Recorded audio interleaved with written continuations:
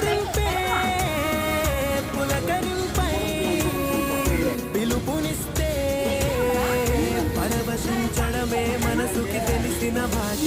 మమతలు పంచే ఊరు ఏమిటి దానికి పేరు, పల్లెటూరేగా ఇంకెవరు. కాదన్నా ఆవులు పోసేస్తున్నారు, రేట్లు తక్కువ ఉన్నాయి అన్నారు. మంచిగా తక్కువకి ఇస్తే అందరూ కొనుక్కుంటారు.